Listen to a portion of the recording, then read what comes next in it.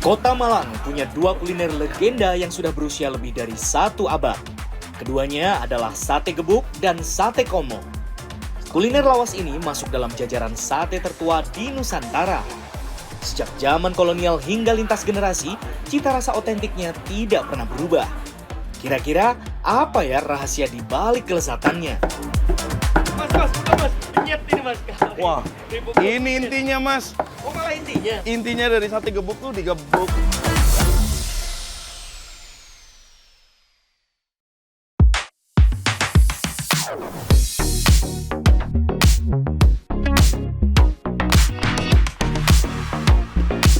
Sate gebuk menyimpan keunikan dari segi nama dan cara pembuatannya.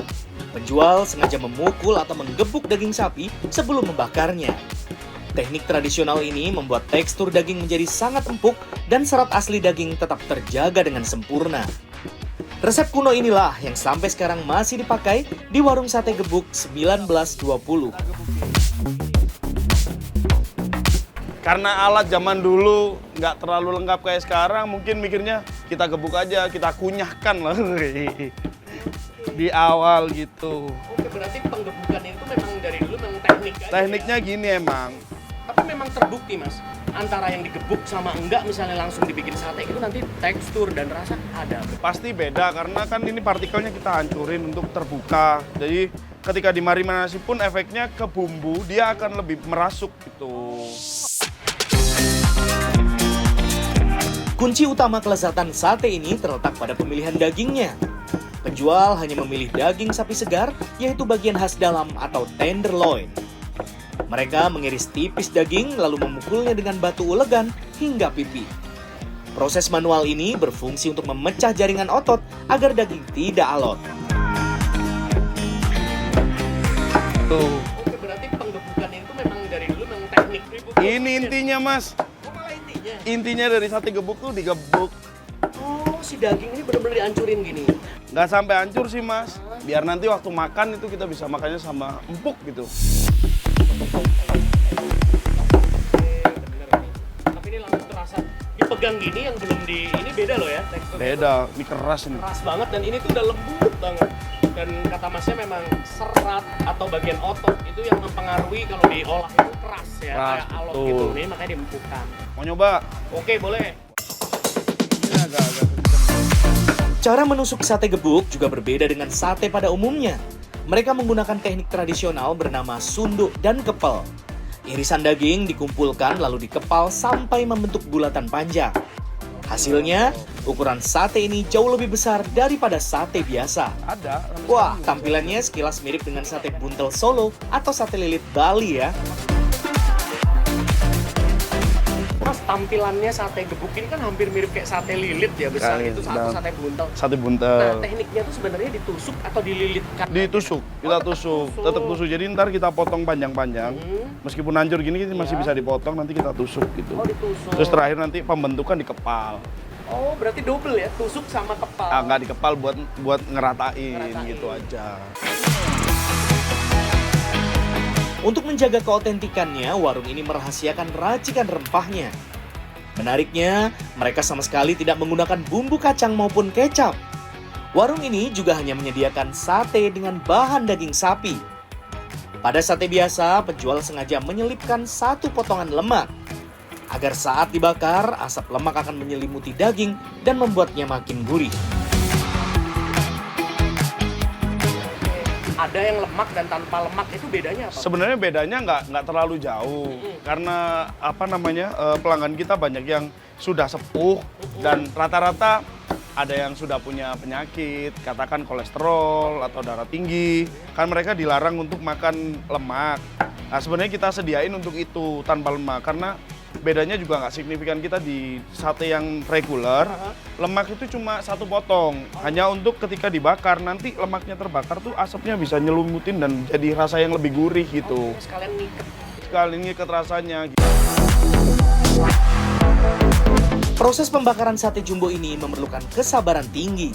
Pembakar harus menyiapkan bara api dari arang yang benar-benar merah. Mereka hanya memanggang sate pada 4 sisi tanpa membolak-baliknya secara asal. Teknik ini berfungsi menjaga agar daging tetap juicy dan tidak kering. Satu porsi sate gebuk hanya berisi 1 tusuk saja karena ukurannya yang jumbo. Bobotnya mencapai 100 gram atau 5 kali lipat dari sate biasa. Harganya pun tak terlalu mahal, mulai dari Rp25.000 saja. Wis, kita cobain sate sapi gebuk.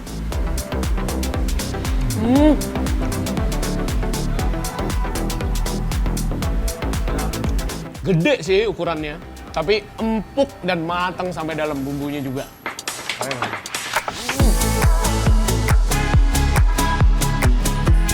Spesial sapi dari kota Apel Malang masih ada lagi loh Secret Lovers, Sate Komoh. Untuk menikmati sate ini kita harus masuk ke dalam Pasar Besar Malang. Warung lama Haji Ridwan menjadi pelopor sate komoh tertua di kota ini. Meski tampilannya sekilas hampir mirip dengan sate gebuk, namun ada perbedaan yang menonjol ketika dicicipi. Wis, ini dia nih. Jadi kalau sekilas dilihat itu hampir mirip kayak sate lilit Bali. Dari aromanya terutama, terus dari tekstur warna. Cuma bedanya sate komoh Malang itu gepeng, bentuknya gepeng dan ditusuk bukan dililit-lilit. Kita mau cobain ya rasanya kayak apa. Bener. Rasa rempah, nggak ada bumbu kacang maupun kecap. Hampir mirip kayak sate lilit sih. Tapi enak, dagingnya tebel kali ini. Nama sate komoh lahir dari istilah lokal masyarakat kota Malang. Kata komoh berarti kondisi makanan yang tidak kering dan juga tidak basah. Atau istilah populernya adalah nyemek-nyemek karena bumbu rempahnya yang melimpah. Sate komoh juga memiliki ukuran jumbo ketimbang sate ayam atau sate kambing. Namun bentuk sate komoh lebih gepeng dan unik karena diiris melebar. Wah, itu kita nggak tahu ya, pokoknya kakek itu ngomong gini, sate komoe gitu. Jadi nggak boleh kering, nggak boleh basah. Kini generasi keempat sanggup mempertahankan usaha yang sudah berusia 106 tahun. Mereka tetap mempertahankan cara tradisional untuk menjaga keotentikan rasa. Sejak dulu, mereka hanya menggunakan daging sapi bagian lulur dalam atau khas dalam. Proses pembuatan sate komoh membutuhkan waktu dan ketelatenan tinggi. Peracik mengiris tipis daging sapi, lalu memukulnya agar lebih empuk. Kunci utamanya ada pada proses marinasi bumbu yang berlangsung semalam suntuk. Proses panjang ini membuat bumbu meresap sempurna hingga ke bagian dalam daging. Keesokan harinya, barulah mereka menusuk daging dan membakarnya di atas arang kayu. Sudah tadi kan di marinasi dengan bumbu, jadi dagingnya itu empuk, jadi enggak kalau dibakar langsung. Juru bakar harus memanggang sate komoh sebanyak 2 kali sebelum kita santap. Pertama, mereka membakar daging mentah hingga kondisinya setengah matang. Setelah itu, mereka mengoleskan minyak beserta bumbu rempah kembali. Barulah sate dibakar lagi untuk kedua kalinya hingga matang sempurna. Biasanya pelanggan bisa menghabiskan 2-3 tusuk sate komoh yang dipadukan bersama kuah gulai sapi. Nah, Pak Saji masih ingat nggak harga sate komoh pertama dibandingin sampai sekarang berapa? Kalau dulu 250 Rupiah. ya, rawonnya juga 250, gulai itu. Sekarang jadi setusuk 15.000. Perubahannya udah bisa dihitung Iya. ya. Berapa puluh tahun.